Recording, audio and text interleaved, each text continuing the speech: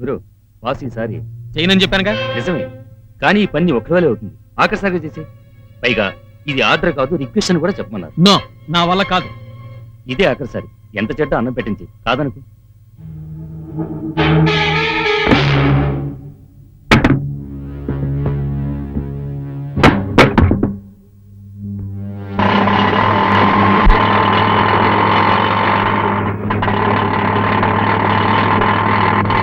Stop.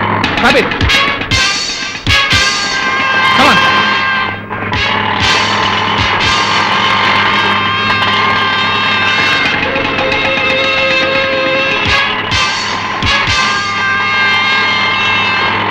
కొంచెం ఓపిక పట్టమ్మా, ఏదో ఒక ఆటో వస్తుంది వెళదాం. ఆటో ఆటో ఆ బాబు చక్రపాణి నువ్వా? నా ఆటో రిపేర్. ఈవిడ మా పక్కింటి ఆవిడ, నొప్పులు పడుతుంది, హాస్పిటల్ తీసుకెళ్ళాలి. ఇప్పుడా? మరి ప్రసవించాక తీసుకెళ్తారా? సరే. మరి మరి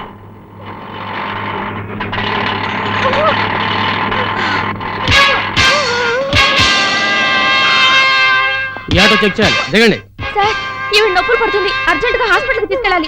కావాలంటే హాస్పిటల్ నుంచి వచ్చిన తర్వాత. ఇంత ముందోసారి మా వాళ్ళ కళ్ళలో కారం కొట్టి తప్పించుకున్నాం. నీ వేషాలు నా ముందు సాగా. తప్పుగా దిగు. అదిగో, రండి.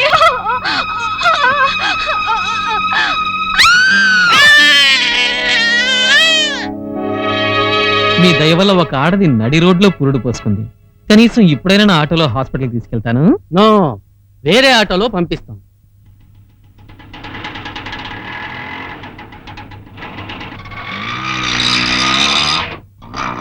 వస్తాను సార్.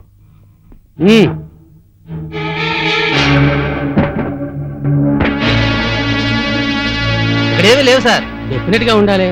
ఎలా మాయమైంది?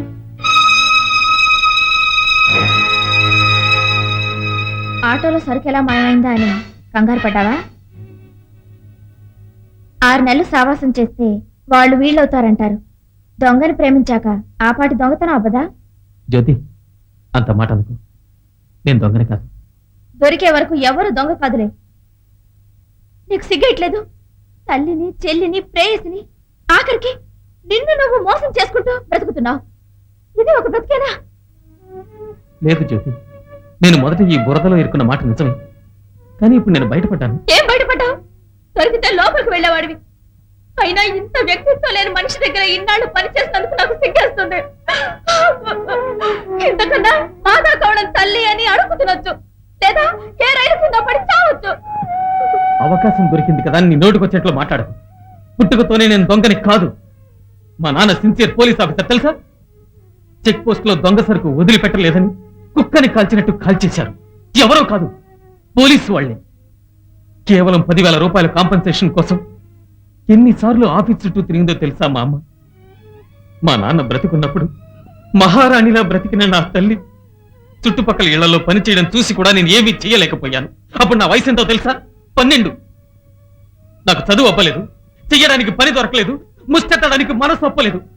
ఆ పరిస్థితిలో దైవంలాగా దేవి ప్రసాద్ వచ్చాడు, మాకింత అన్నం పెట్టాడు. అయినా ఆ బ్రతుకులో నాకు తృప్తి లేదని నీ జీవితాన్నే నేను ఆదర్శంగా తీసుకుని కష్టపడి బ్రతకాలని నిర్ణయం తీసుకున్నాను. ఇది నేను చేసిన చివరి తప్పు. నన్ను నమ్ము.